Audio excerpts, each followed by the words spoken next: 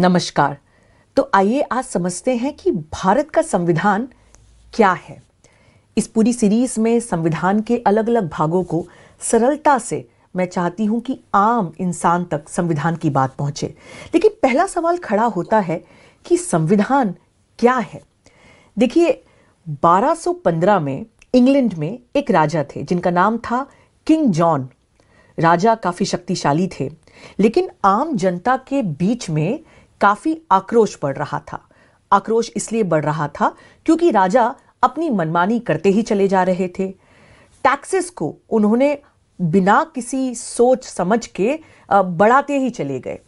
तो लोगों ने कहा कि ऐसा कोई कानून होना चाहिए जिस पे राजा की बात भी ना चले, मतलब कोई ऐसा कानून जो राजा के भी ऊपर हो। राजा इस बात के लिए तैयार नहीं हुए, लेकिन एक जन आंदोलन खड़ा हुआ और वो जन आंदोलन इतना मजबूत हो गया कि राजा को मजबूरन एक संधि करनी पड़ी।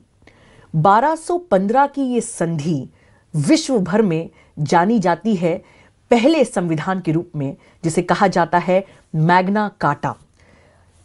दुनिया भर के अलग अलग देशों ने जब अपना संविधान बनाया तो हमेशा इस मैग्ना कार्टा को ध्यान रखा। मैग्ना कार्टा ने कुछ ऐसे मानव अधिकारों को पहली बार लिख दिया जिसमें यह कहा गया कि कानून जो है वो सबसे सर्वोपरि है।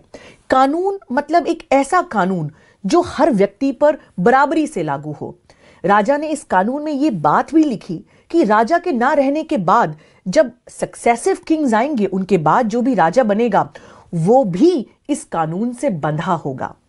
इसी कॉन्सेप्ट को इंग्लैंड में डाइसी ने 1885 में लिखा, जहां उन्होंने कहा कि रूल ऑफ लॉ मतलब तीन चीजें, कि एक ऐसा कानून हो जिसके ऊपर राजा भी ना हो, एक ऐसा कानून हो जो सबके लिए बराबर हो, और एक ऐसा कानून हो जो इंडिविजुअल लिबर्टी मतलब आजादी को अपने बेसिक कोर मानता हो।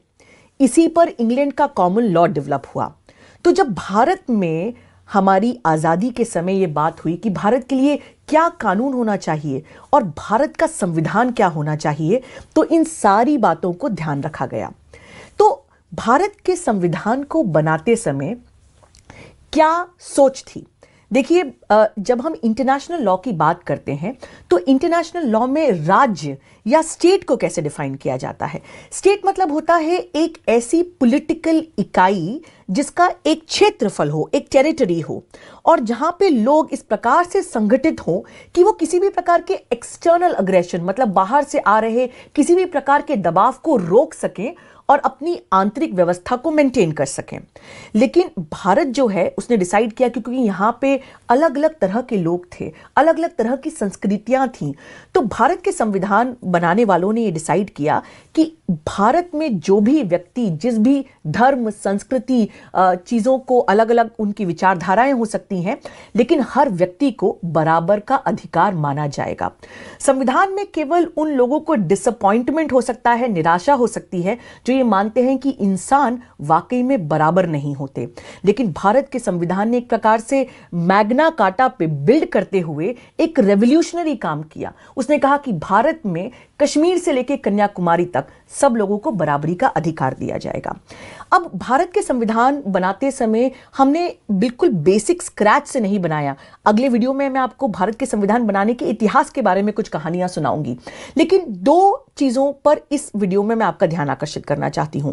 देखिए, इंग्लैंड में आपको हो सकता है जानकर आश्चर्य हो, उनका कोई लिखित संविधान नहीं है।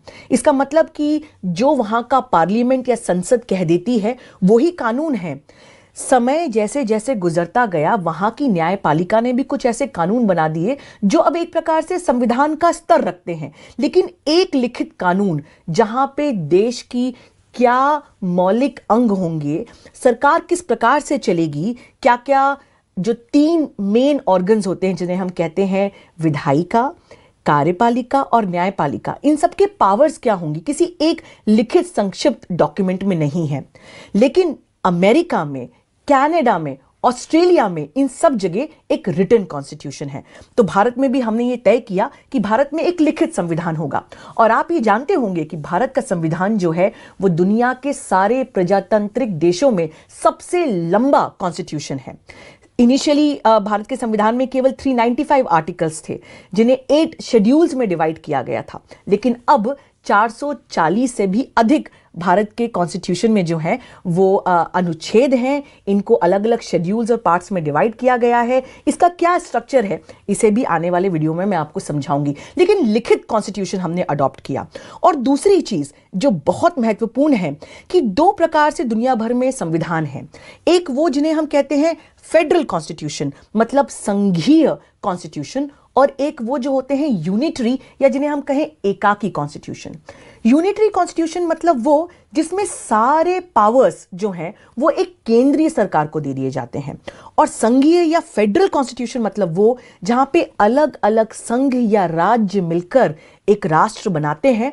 तो केंद्रीय सरकार के पास कुछ पावर्स होते हैं और राज्य सरकार के पास कुछ पावर्स होते हैं।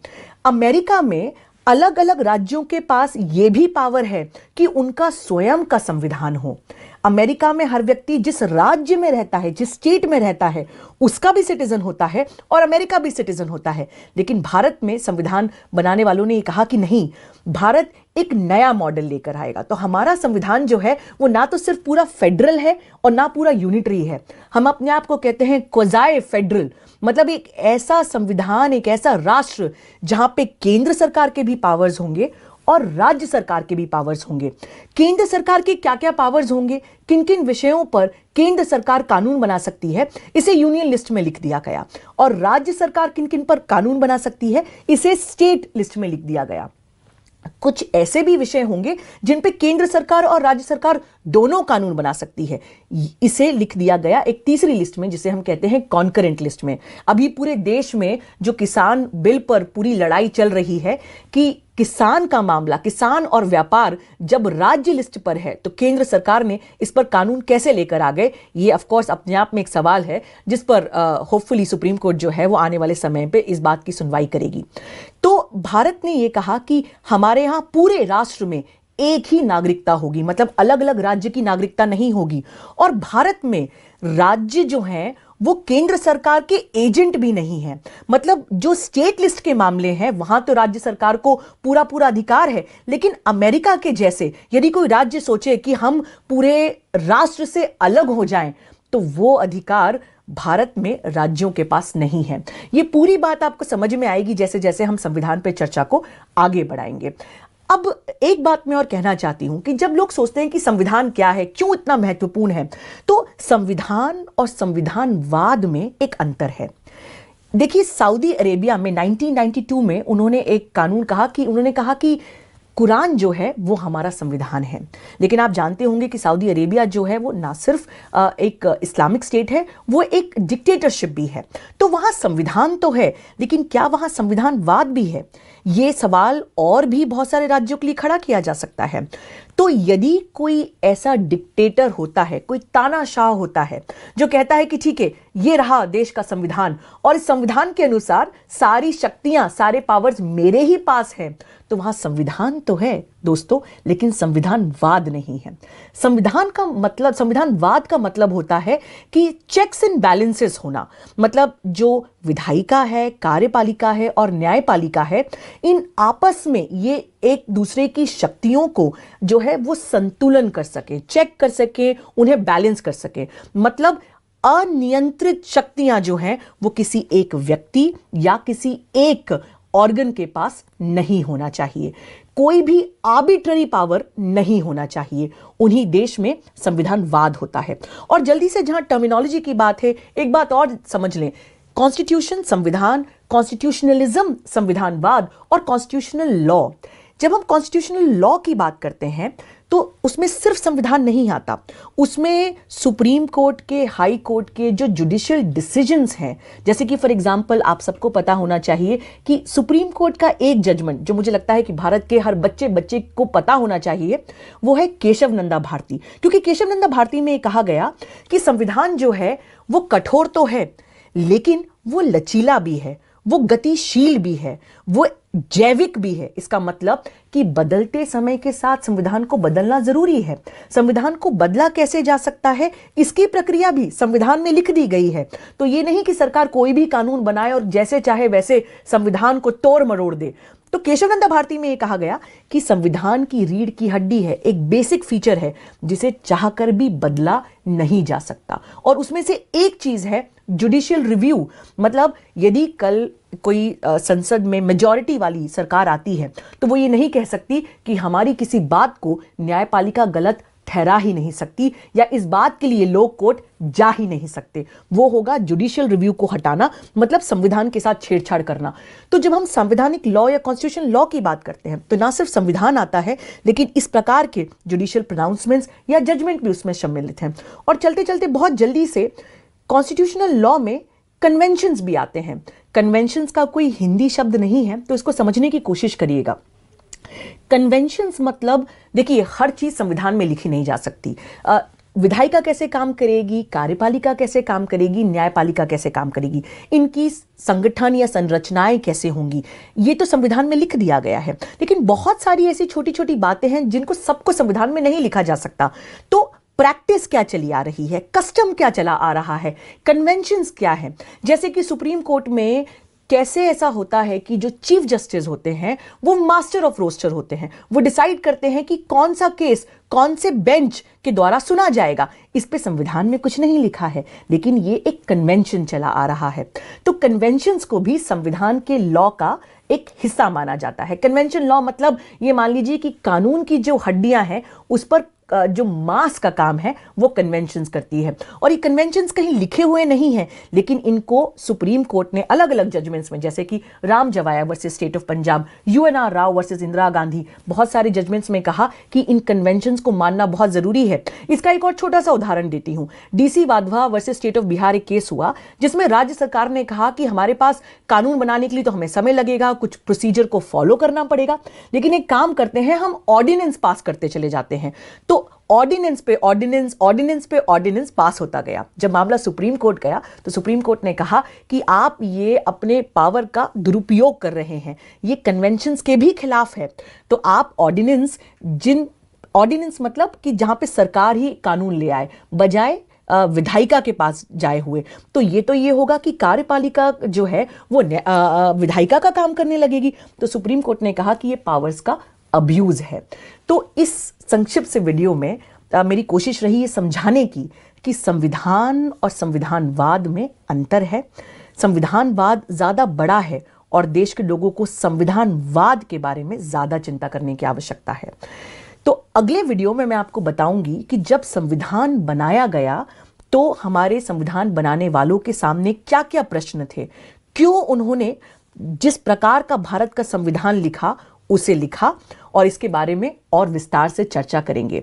लेकिन जाते जाते जब कॉन्स्टिट्यूएंट असेंबली, वो लोगों का गुट जिन्होंने संविधान को लिखा, उनके सामने क्या विजन हो भारत के संविधान को लेकर, 3 साल लगे संविधान को लिखने में, तो जवाहरलाल नेहरू ने एक बात कही। उन्होंने कहा कि इस कॉन्स्टिट्यूएंट असेंबली को एक ऐसा संविधान लिखना चाहिए जिससे भारत के भूखे, भारत के नंगे, भारत के हर व्यक्ति जो कितना ही पिछड़ा क्यों ना हो, उसको भारत में योग्य बनने का, अपनी कैपेसिटीज को डेवलप करने का बराबर का अवसर मिले। जवाहरलाल नेहरू आगे कहते हैं कॉन्स्टिट्यूएंट असेंबली को एड्रेस करते हुए कि आज जब हम देश में कहीं पे भी देखते हैं तो काफी अनरेस्ट है, काफी डिस्पेयर है, लोग काफी दुखी हैं। तो यदि हम एक ऐसा संविधान नहीं ला पाते जिससे हम लोगों के दुखों को दूर कर सकें, तो उस संविधान का कोई मतलब नहीं होगा। आजादी के इतने सालों बाद क्या जवाहरलाल नेहरू का यह सपना पूरा हुआ? नहीं हुआ। क्या कमियां रहीं, क्या अच्छाइयां रहीं? इस पूरी सीरीज के दौरान इसी बात को समझने की कोशिश करेंगे। संविधान केवल वकीलों के लिए नहीं, देश के हर नागरिक के लिए है, क्योंकि संविधान की शुरुआत ही होती है वी द पीपल, हम लोगों के लिए। यदि आपको ये वीडियो पसंद आया तो मुझे ज़रूर बताएं, इसे लाइक और सब्सक्राइब करें, और संविधान के बारे में आपके जहन में क्या क्या सवाल हैं उन्हें सरलता से समझाने की कोशिश करूंगी। आपके सवालों को कमेंट बॉक्स पे ज़रूर लिखिए। मिलते हैं अगले वीडियो में। देखने के लिए बहुत बहुत धन्यवाद। मैं अधिवक्ता अवनी बंसल। जय हिंद, जय भारत। द वायर के और वीडियोस देखने के लिए सब्सक्राइब करें और बेल आइकन पर क्लिक करें। स्वतंत्र पत्रकारिता की आर्थिक मदद करने के लिए डिस्क्रिप्शन में दिए गए लिंक पर जाएं और अपनी राशि चुनें।